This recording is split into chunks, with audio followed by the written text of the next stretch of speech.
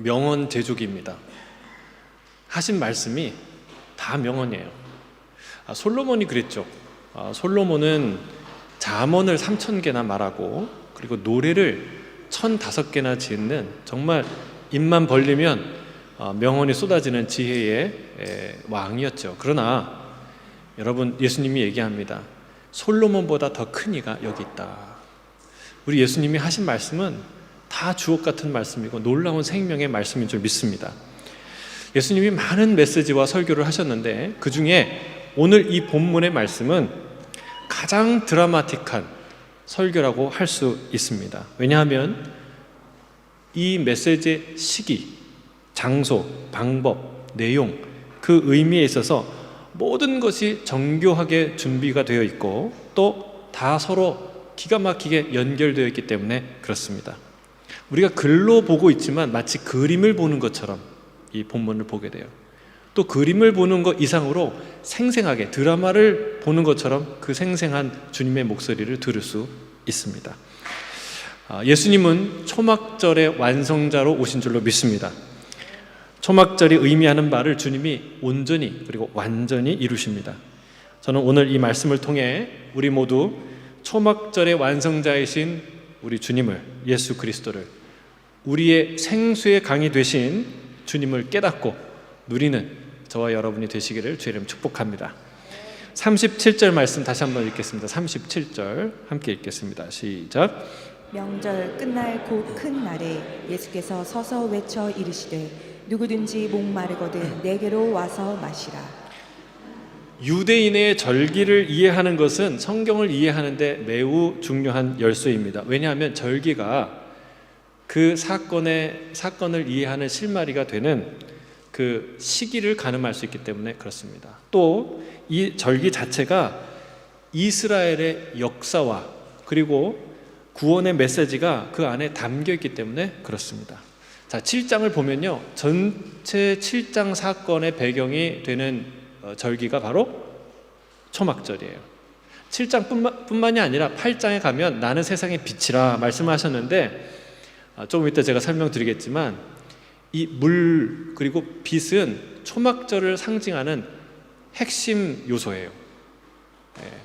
그래서 이 초막절의 핵심 이미지를 사용한 것이 이 7장 8장의 내용이에요. 그러니까 이 초막절을 이해하는 것은 성경을 이해하는 굉장히 중요한 열쇠이죠. 자, 초막절은요 이스라엘의 3대 절기입니다. 유월절, 오순절, 그리고 초막절. 따라해 볼까요? 3대 절기 기억해 보세요. 시작. 유월절, 오순절, 초막절. 유월절은 이스라엘이 애굽에서 빠져나올 때 출애굽을 기념하는 절기고, 오순절은 그러니까 50일 이후에 호렙산에 도착해서 하나님의 말씀을 받는 것을 기념하는 절기이고, 그리고 초막절은 1년의 가장 늦은 마지막 시기에 있는 절기인데,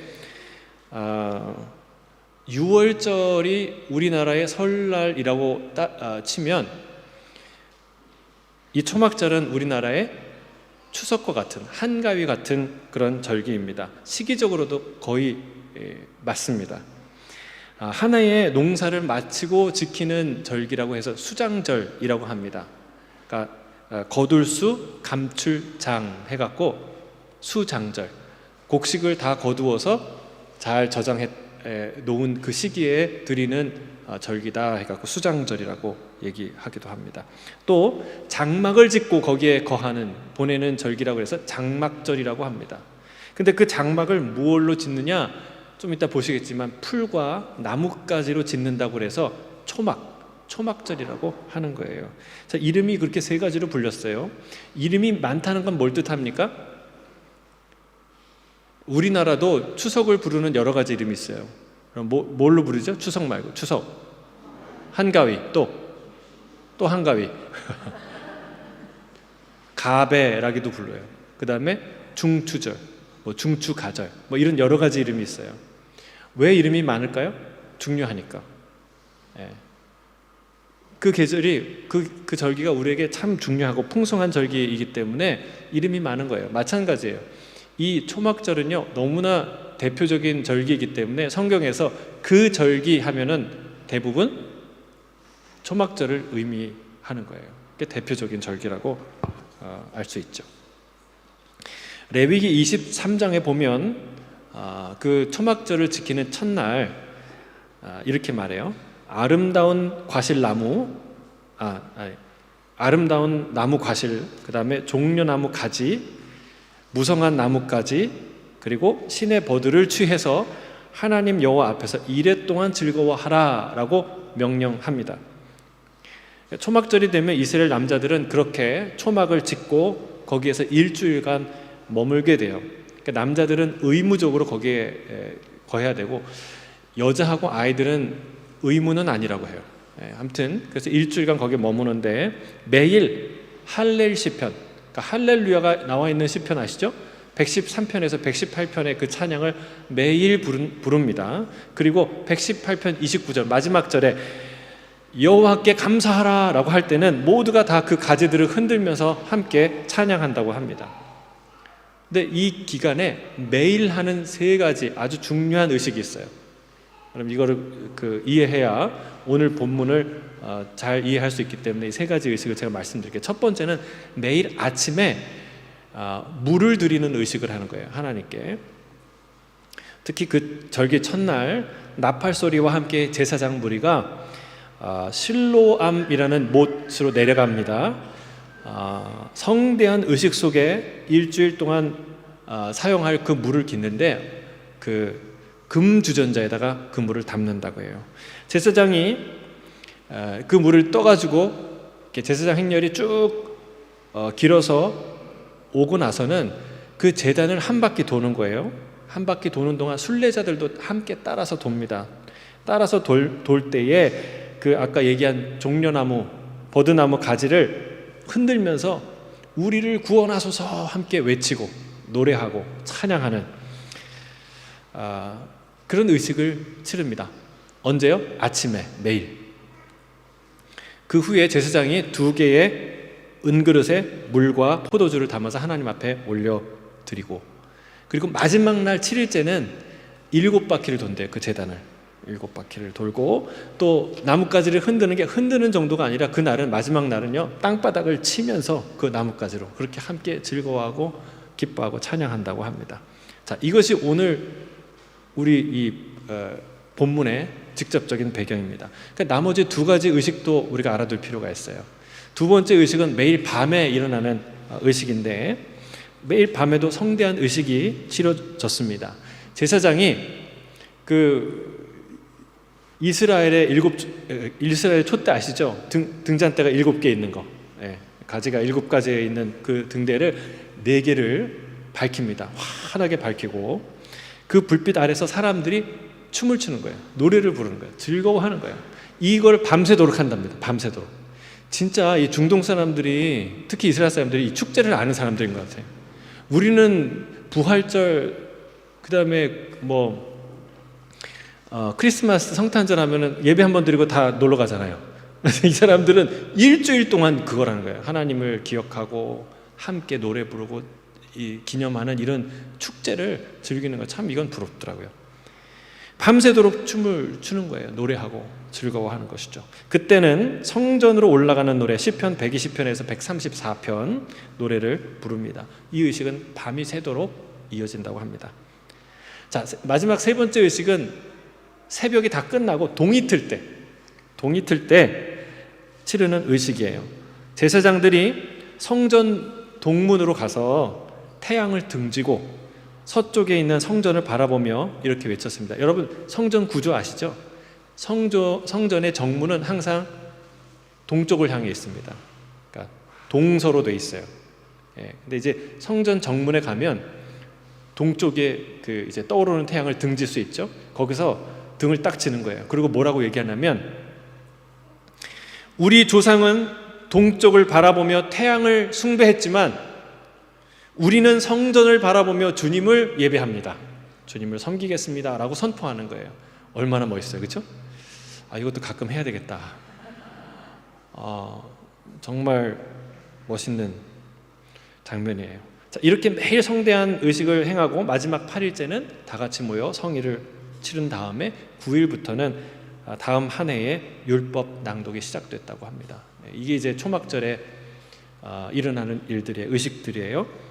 근데 초막절을 왜 지키게 했느냐? 하나님이 이렇게 말씀하셨어요. 레위기 23장 43절, 레위기 23장 43절 함께 읽겠습니다. 자, 시작. 이는 내가 이스라엘 자손을 애굽 땅에서 인도하여 내던 때에 초막에 거주하게 한 줄 너희 대대로 알게 함이니라. 나는 너희의 하나님 여호와이니라. 왜 하게 했다고요? 여기서 세 가지 단어가 중요해요. 첫째는 애굽, 그렇죠? 둘째는 초막, 셋째는 하나님이에요. 이걸 기억하라는 거예요. 그걸 알게 하겠다는 거예요. 첫째, 애굽은 뭐예요? 종되었던 시절, 종되었던 우리 자신을 기억하라는 거예요. 그 애굽을 기억하라는 거예요. 여러분, 십계명을 주실 때에도 이 말씀을 하셨어요. 나는 너를 애굽 땅 종되었던 집에서 인도하여 낸 내 하나님 여호와라. 나는 하나님이다, 전능하신 하나님이다, 이렇게 말하지 않고 어떻게 해요? 애굽 땅 종되었던 집에서 너를 인도하여 낸 하나님이다. 우리 하나님이 그 하나님이라는 거예요. 그걸 먼저 기억하라는 거예요. 애굽. 여러분, 우리는 진리로 자유케 된, 복음으로 자유케 된 자여서 결코 과거에 매여 있어서는 안 돼요. 성경은 우리에게 말하고 있어요. 다시는 이 종의 멍에를 매지 마라 라고 말하고 있어요. 그러나 우리는 과거에 매여 있지 말아야 하지만 과거를 잊어서는 안 돼요. 과거를 잊으면 교만과 자만에 빠지게 되는 것이죠. 반면에 과거를 기억하면 항상 현재에 감사하게 되어 있습니다. 여러분, 바닥이 낮을수록 더 깊은 바다가 되는 거예요. 물은 다 똑같아요. 다 평평해요, 그렇죠? 근데 그 물 밑은 천차만별입니다. 어떤 데는 뭐 몇 센치도 안 돼, 몇십 센치도 안 돼. 근데 넓은 호수 같아요. 깊은 호수 같아요. 근데 어디는 내려가는데 끝도 없이 내려가는 깊은 바다 호수가 있어요. 여러분, 우리 인생과 감사와 신앙의 표면은 똑같아요. 다 믿는 사람 같아요. 다 감사하는 것 같아요. 다 예배하는 것 같아요. 그런데 깊이가 달라요. 뭐를 기억해야 그 깊이가 있을까요? 애굽 시절을 기억해야 돼요. 내가 가장 가난하고 가장 연약했던 그 시절을 기억하는 사람의 감사는 다르죠. 그걸 기억하라는 거예요. 애굽에서 너희가 올라왔다는 것, 하나님이 어디에서 너를 건졌는가, 그걸 기억하라는 거예요. 어디요? 애굽. 우리는 구제불능해 아무도 구원할 수 없는 그 처지에 나락에 떨어져 있던 존재였다는 것을 기억하라.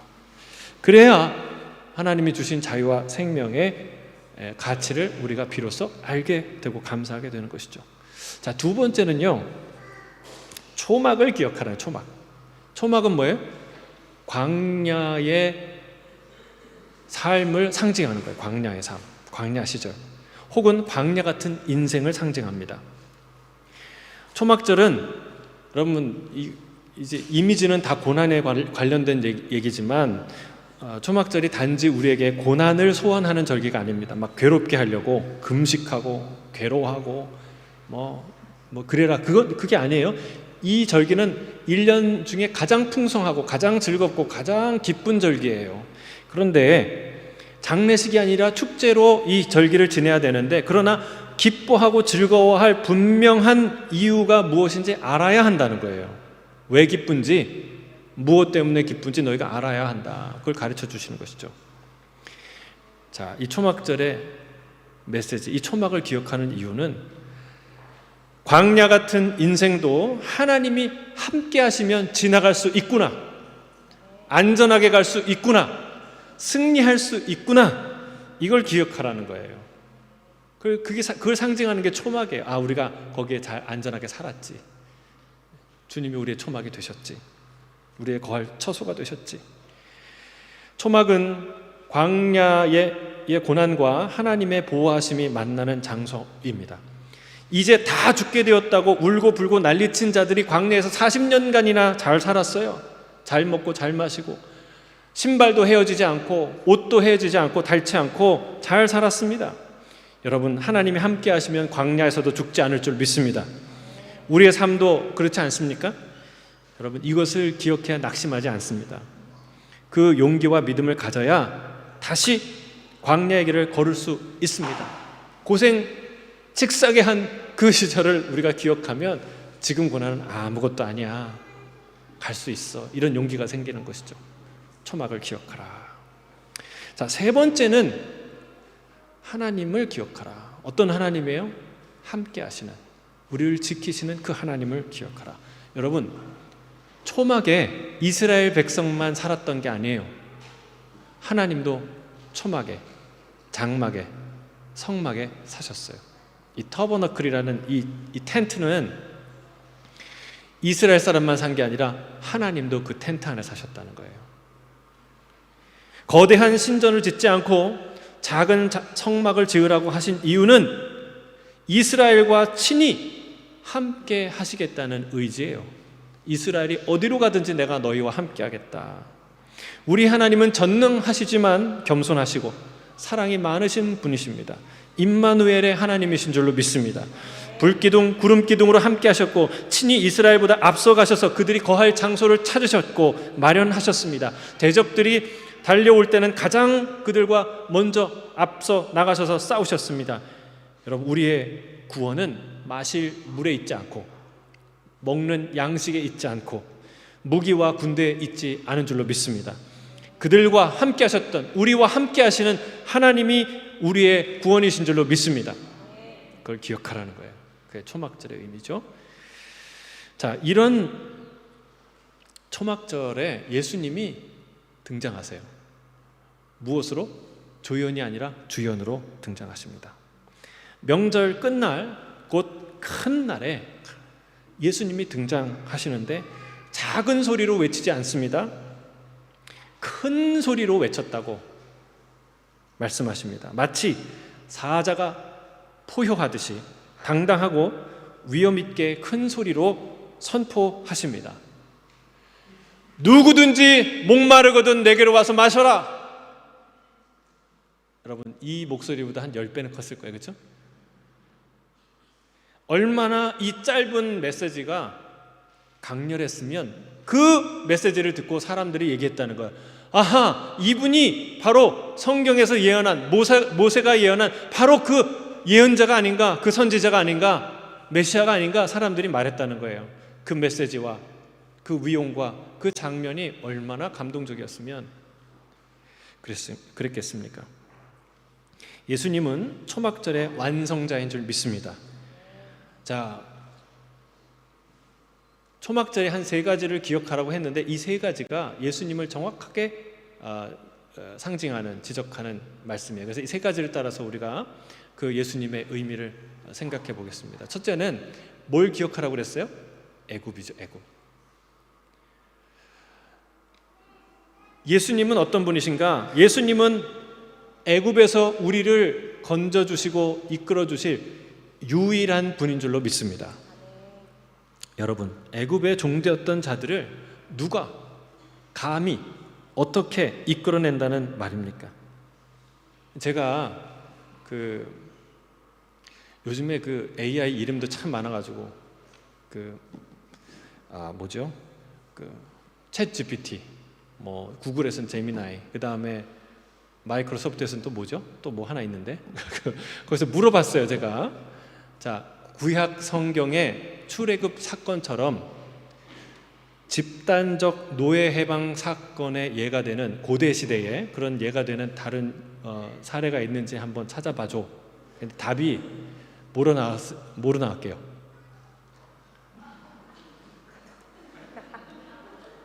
여러분, 그럴듯한 답을 해요. 제가 좀 오늘은 좀 그 포인트를 못 맞는 질문을 해서 그렇지 AI 똑똑합니다. 그래서 근데 뭐라 그랬냐? 그 똑똑한 AI가 뭐라고 얘기하냐면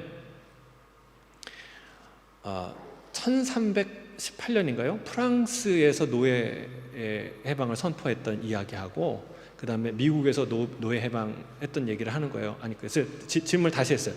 그게 아니라 기원 후 말고 기원 전에 어떤 일이 있었냐고 한번 찾아봐. 그러니까 또 똑같은 얘기를 하는 거예요. 기원 전과 후를 분간을 못 하는 거예요. 그래서 또 한 번 하려다가 AI는 역시 그냥 아직 여기까지구나. 근데 여러분, 제가 생각해도 그런 예를 찾기가 어려워요. 생각해 보세요. 한두 사람이 뭐 글래디에이터처럼 뭐 노예에서 뭐 해방하는 그런 아주 예외적인 예는 있다고 하더라도 이 집단적으로 200명, 300명이 되는 이 집단의 노예 집단이, 그것도 그 당시에 가장 강력한 국가 아래에 있었던 노예 집단이 스스로의 힘으로, 자력으로 어떻게 한 나라를 세울 수 있습니까? 그 노예 신분을 벗어버릴 수 있습니까? 불가능한 일, 상상할 수 없는 일이에요, 여러분. 우리나라의 독립도 어떻게 일어나요? 여러분, 우리가 수많은 나라, 미국과 서방 세계의 많은 나라들이 우리의 독립을 지지했기 때문에 가능한 일이에요. 그게 뭐 독립군 몇 명이 싸워갖고 되는 일이 아니에요. 어마어마한 독립과 해방이라는 거는 어마어마한 일이에요. 그러니까 노예로 묶고 있는 힘이 그렇게 크다는 거예요. 그래서 얘기하는 거예요. 그 노예에서 너희를 건져줄 그런 존재와 사람은 아무도 없다. 그래서 그걸 기억하라는 거예요. 여러분, 우리는 노예는 아니죠. 그러나 무엇의 노예입니까? 죄의 노예라는 거예요. 사망의 노예라는 거예요. 에베소서 2장 3절 이렇게 말합니다. 함께 읽겠습니다. 시작. 전에는 우리도 다 그 가운데서 우리 육체의 욕심을 따라 지내며 육체와 마음에 원하는 것을 하여 다른 이들과 같이 본질상 진노의 자녀이었더니. 성경에는요, 의인은 없나니 하나도 없다라고 말하고 있습니다. 누구도 죄의 권세 아래서 스스로 걸어 나올 수 있는 사람은 없다는 거예요. 우리가 모두 본질상 진노의 자녀였다. 바로 이것이 예수님이 누구든지 목마르거든 이라고 한 얘기예요. 여러분, 누구든지 목마르다는 말이에요. 그 목마름 때문에 죽기 일보 직전이라는 거예요. 사망에 매여 있다는 거예요. 근데 놀랍게도 예수님이 누구든지 목마르거든 내게로 와서 마시라고 말해요. 이 누구든지라는 이 말을 그 사전적 의미로 사용할 수 있는 사람은 없어요. 예를 들면 누구든지 목마르거든 와서 이걸 마셔도 됩니다 라고 말할 수 있는 사람은 코카콜라 사장도 그렇게 얘기 못해요. 생수회사 사장도 그렇게 얘기 못해요. 왜요? 만약에 그가 그렇게 얘기했다면 중요한 단서가 생략된 거예요. 예를 들면 선착순 100명까지, 선착순 한 1000명까지는 마음대로 드세요. 내지는 마음대로 드세요. 단 돈만 내시면, 뭐 이런 말들이 생략되어 있는 거예요. 여러분, 돈 안 받으면 그 회사 망합니다. 물 못 줘요. 그러나 여러분, 누구든지라는 이 말을 사전적 의미로 사용할 수 있는 사람은 없어요. 근데 딱 한 분, 누구요? 예수 그리스도. 그분이 얘기하시는 거예요. 누구든지. 여기에 누구든지가 누가 해당되었을까요? 누구까지 해당되었을까요? 예수님의 십자가 달리실 때 오른쪽에 달렸던 그 강도까지도 포함됐어요. 그가 이렇게 얘기했어요. 주의 나라가 임하실 때 나를 기억해 주십시오라고 말했는데, 예수님이 야, 네가 염치가 있지, 네가 살아온 날들이 있는데 어떻게 지금 구원해 달라고 네가 감히 말하냐? 이렇게 말하지 않고 뭐라고 얘기하셨어요? 오늘 내가 나와 함께 낙원에 있을 것이다 말씀하셨어요. 할렐루야. 여러분, 그 강도의 구원을 부끄러운 구원이라고 말하지 마세요. 그 말은 무슨 말이냐? 어떤 의미가 내포되어 있냐면, 내 구원은 그 강도의 구원보다 조금 괜찮은 구원, 나은 구원이야 라는 그런 의미가 거기에 담겨 있기 때문에 그렇습니다. 여러분, 예수님의 비유를 보자면 우리의 죄값이 최소한 얼마예요? 최소한 1만 달란트라는 거예요. 1만 달란트. 그러면 우리의 죄값이 1만 달란트면 저 십자가에 달린 강도의 죄값은 얼마였을까요? 1만 1달란트 혹은 1만 10달란트 정도 되는 거예요. 그 뭘 의미할까요? 마치 이런 거예요. 9.9불짜리가 10불짜리한테 얘기를 하는 거야. 야, 넌 양심도 없지. 어떻게 이렇게 비싸게 파냐, 넌? 나처럼 아주 파격적인 세일로 값싸게 사야 사람들이 좋지, 행복하지. 9.9불짜리가 10불짜리한테 그렇게 얘기한다는 거예요.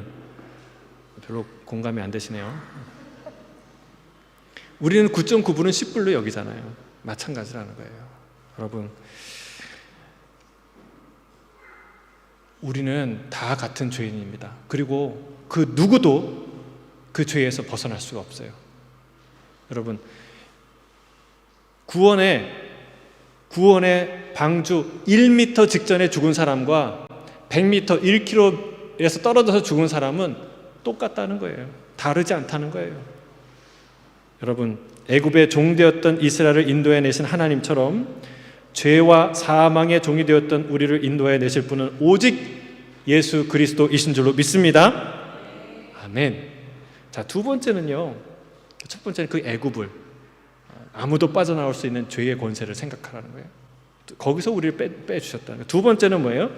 예수님은 우리의 초막이 되신다는 거예요. 우리의 장막이 되신다. 광야 같은 인생에 거처할 안식처가 되시는 줄 믿습니다. 하나님께서 이스라엘을 광야에서 물을 주시고 양식을 주셨듯이 주님은 누구든지 목마르거든 내게로 와서 마시라 라고 말합니다. 자신이 생명의 떡이요 음료라고 말씀하십니다. 그리고 내 안에 거하라 라고 말씀하십니다. 여러분, 우리 안에는 목마름이 있어요. 어떤 목마름이 있나요? 사랑의 목마름이 있어요. 다 사랑받고 싶어요. 사랑하는데 여전히 사랑에 목말라요. 증상은 무엇입니까?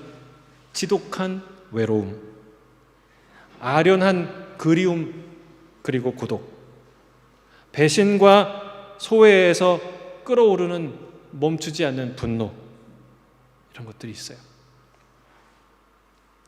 또 어떤 목마름이 있습니까? 성공에 대한 목마름이에요. 성공을 했는데 또 성공하고 싶어요. 그 증상은 무엇입니까? 끝없는 비교의식, 그리고 거기서 오는 열등감과 시기, 좌절과 절망, 성공에 대한 집착, 그리고 두려움. 그것이 우리를 사로잡고 있습니다. 또 다른 목마름은 무엇일까요? 진리와 정의에 대한 목마름이에요. 다 그걸 원해요. 하지만 우리는 어떤 증상에 사로잡혀 있습니까? 말과 행동이 같을 수 없는 다른, 거기서 오는 위선, 진리와 정의를 수단 삼는 자들에 대한 증오, 구현될 수 없는 정의에 대한 갈망과 좌절, 이것이 우리 안에 있지 않습니까? 여러분, 주님은 우리의 목마름, 인생의 목마름, 고단함을 아십니다.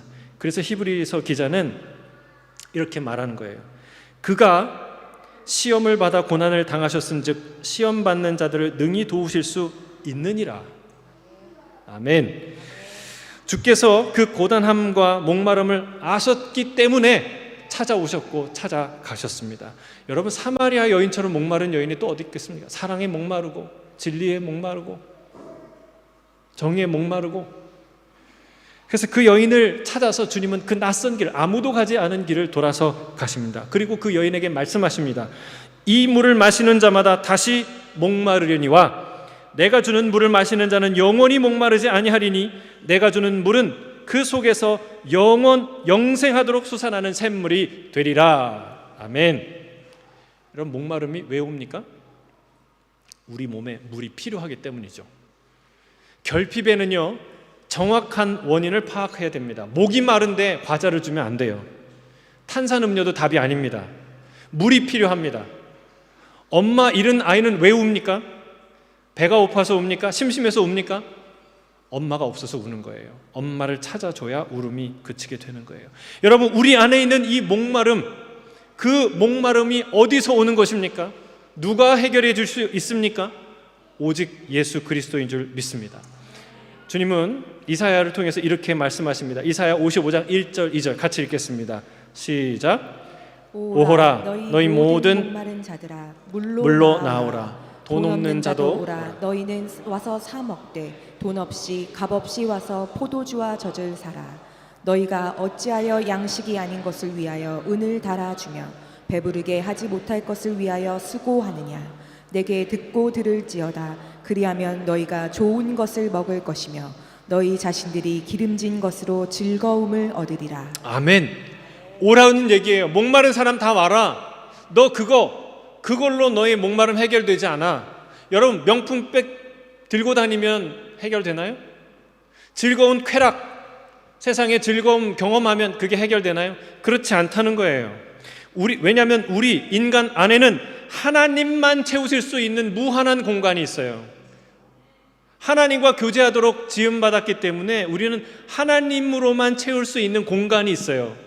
그래서 거기에 다른 것을 채워도 먹어도 성취해도 또 성취해도 채워지지 않는 허기와 갈증이 있다는 거예요. 여러분, 예수 그리스도만이 광야 같은 인생의 유일한 초막이 되시는 줄 믿습니다. 그 주님은 우리에게 생명을 주고 풍성히 얻게 하려고 오셨다고 했어요. 그분은 우리의 초막절 같은 풍성함이 되세요. 할렐루야. 광야 같은 인생이지만 부족함 없는 초막 같은 그런 분이 예수 그리스도라는 거예요. 자, 세 번째 뭘 기억하라고요? 하나님이 장막에, 성막에 계셨다는 것, 우리와 함께 하신 하나님 기억하라고 그랬죠. 자, 세 번째, 예수님은 진정한 하나님의 장막, 거룩한 성전이 되십니다. 자, 예수님은 우리 안에 거하신 하나님의 장막이세요. 성막은요, 거룩한 텐트죠. 거룩한 곳이에요. 거룩은 뭐예요? 구별되었다는 뜻입니다. 성막은 지극히 거룩한 하나님의 처소지요.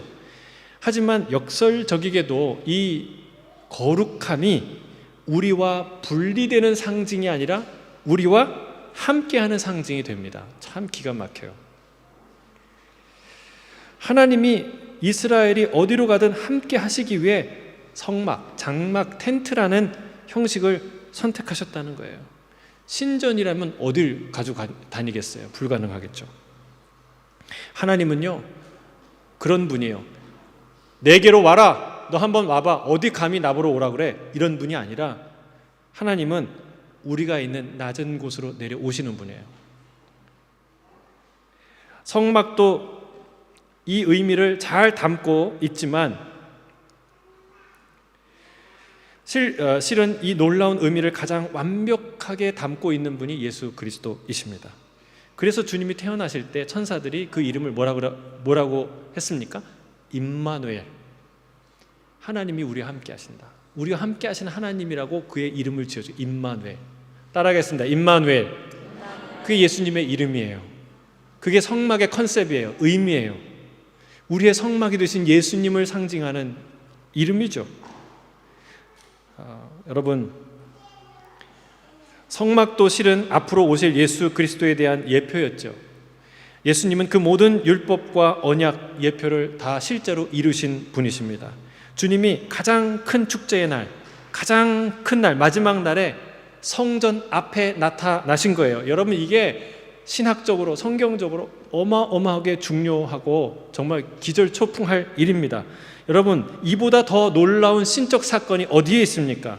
여러분, 수천 년 전에 호렙산에서 하나님이 나타나셨어요. 구름 가운데 정말 땅을 흔들며 하나님이 말씀하셨어요. 그러나 어떤 면에서 바로 이 초막절의 사건이 그 호렙산 사건보다 훨씬 더 놀라운 신적 사건임을 우리가 알아야 돼요. 왜 그렇습니까? 그 호렙산에서는 하나님의 얼굴을 본 사람이 없어요. 하나님의 말씀은 들었지만, 음성은 들었지만 하나님의 얼굴을 본 사람이 없어요. 그러나 지금 이 초막절에는 누가 나타났습니까? 하늘과 땅을 지으신 창조주, 그 하나님의 아들 예수 그리스도께서 그 얼굴을, 그 모습을 보이셨어요. 그리고 그가 말씀하셨어요. 여러분, 이 얼마나 놀라운 사건입니까? 직접 그 음성을 듣게 되었다는 사실이죠. 그 위엄 있는 선언, 그 메시아로서, 하나님의 아들로서, 창조주로서 선언했던 그 선언이 얼마나 위엄이 있었으면 사람들이 그 얘기를 듣고, 그 짧은 설교를 듣고 뭐라고 그래요? 이 사람이 모세가 예언한 바로 그 선지자가 아닌가라고 말했다는 사실입니다. 자, 성도 여러분, 주님이 이렇게 말씀하셨어요. 누구든지 목마르거든 내게로 와서 마셔라. 그러면 어떻게 된다고요? 자, 38절 39절 같이 읽겠습니다. 38절 39절 오늘 본문 시작. 나를 믿는 자는 성경의 이름과 같이 그 배에서 생수의 강이 흘러나오리라 하시니 이는 그를 믿는 자들이 받을 성령을 가리켜 말씀하신 것이라. 예수께서 아직 영광을 받지 않으셨으므로 성령이 아직 그들에게 계시지 아니하시더라. 어떻게 된다고요? 예수님을 믿으면, 그를 마시면 그 배에서 생수의 강이 터져 나온다는 거예요. 할렐루야. 여러분, 저와 여러분 배에서 우리의 영혼 가운데 생수의 강이 터지는 줄 믿습니다. 여러분, 이것은 에스겔 47장의 환상을 의미하는 거예요. 그 환상에 보면 예루살렘 성전 문턱에서 물이 흐르기 시작해요. 근데 그 물이 처음에는 발목을 채우고 그 다음에 좀 더 가니까 무릎을 채우고 허리를 채우더니 목과 머리를 훌쩍 넘어서 아무도 능히 건널 수 없는 큰 강이 됩니다. 근데 그 강이 흐르고 흘러서 어디를 갑니까? 죽음의 바다, 데드시에 가요. 그 바다로 가서 물을 살립니다. 물 안에 있는 물고기를 살립니다. 그리고 물에서 경제생활하고 있는 어부를 살립니다. 그리고 그 어부들이 살고 있는 마을을 살립니다. 시장이 서고 아이들이 깔깔거리는 웃음소리가 들리기 시작해요. 그리고 그 물이 닿는 곳마다 나무들이 자라는데 그 나무의 잎사귀는 만민을 살리는 약재료로 쓰입니다. 할렐루야. 여러분, 이게 뭐에 대한 환상이라고요? 이 물은 무슨 물이라고요? 이 물은 누가 주신다고요? 여러분, 예수를 영접하고 예수를 믿을 때 우리 안에 주시는 성령, 이 생명의 강, 이 회복의 강, 이 놀라운 하나님의 은혜의 강이 흐르기 시작한다는 거예요. 할렐루야. 여러분, 그래서 주님이 니고데모에게 이렇게 말한 거예요. 누구든지 성령으로 거듭나지 않으면 결탄코 하나님 나라에 들어갈 수 없다. 여러분, 이 성경은 최고의 지적 산물입니다. 왜? 하나님은 최고의 지식인이기 때문에. 그러나 이 성경은 이성과 지식으로 이해할 수 없는 그 이상의 것이에요. 신앙은 우리를 선함과 거룩함으로 이끌죠. 그러나 결코 개선된 도덕과 윤리의 삶으로는 결코 구원에 이를 수 없다는 것을 성경이 말하고 있습니다. 여러분, 성령이 우리를 살리는 줄 믿습니다. 내 안에서 그분이 역사한다는 거예요. 여러분, 이 성령 누가 받습니까? 누가 주십니까?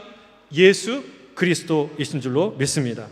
예수를 믿는 자에게 주시는 성령을 통해 우리를 하나님의 장막, 그분의 성전으로 만들어 가신다는 거예요. 사도 바울이 이렇게 선포합니다. 고린도전서 3장 16절 함께 읽겠습니다. 시작. 너희는 너희가 하나님의 성전인 것과 하나님의 성령이 너희 안에 계시는 것을 알지 못하느냐. 예수님이 우리의 성막이 될 뿐만이 아니라 우리를 하나님의 성전으로 만드신다는 거예요. 너희가 하나님의 성전인 것과 하나님의 성령이 너희 안에 계신 것을 알지 못하느냐. 예수 믿는다는 것은 단지 교회에 출석하는 것을 의미하지 않습니다. 예수 안에서 우리가 한 사람 한 사람이 여러분 하나님의 성전이 된다는 것입니다. 또한 성령이 우리 안에 계신 것을 알게 된다는 거예요. 알지 못하느냐 질문했어요. 무슨 말입니까? 알 수 있다는 말이고 알게 된다는 말이에요. 저는 우리 안에 성령의 계심을 알게 되시기를 주의 이름으로 축복합니다. 여러분, 성령이 우리 안에서 역사하셔야 돼요. 내가 교회 다녔는데 10년 다녔는데 20년 다녔는데 도통 성령을 모르겠어. 계신지, 그분이 누군지, 나랑 무슨 관계인지. 그게 아니라는 거예요. 너희 안에 성령이 계신지 알지 못하느냐? 알게 된다는 거예요. 알 수 있다는 거예요. 왜? 누구든지 예수를 믿는 자마다 성령을 주시기 때문에 그렇습니다. 그 성령이 나를 변화시키는 거지 내 지성, 내 경험, 내 알량한 양심이 나를 깨우는 게 아니라는 거예요. 우리는 다 같이 애굽에 아무도 빠져나올 수 없는, 아무도 스스로의 힘으로 걸어 나올 수 없는 노예 상태, 죄와 죽음의 노예 상태였던 것을 알아야 한다는 거예요. 오직 예수님만이 우리를 그 죽음 가운데, 그 노예 가운데서 이끌어 내신다는 사실입니다. 여러분, 주 예수님을 믿으시길 바랍니다. 우리가 할 일은 무엇입니까? 예수 그리스도를 진정으로 믿는 것입니다. 믿어지는 것은 하나님이 하시는 일이지만 믿는 것은 우리의 일입니다. 주를 믿으십시오. 믿기 위해 말씀을 붙들고 기도하고 예배하고 주님 앞에 나가시길 주의 이름으로 축복합니다. 주를 믿는 자에게 주님이 성령을 주십니다.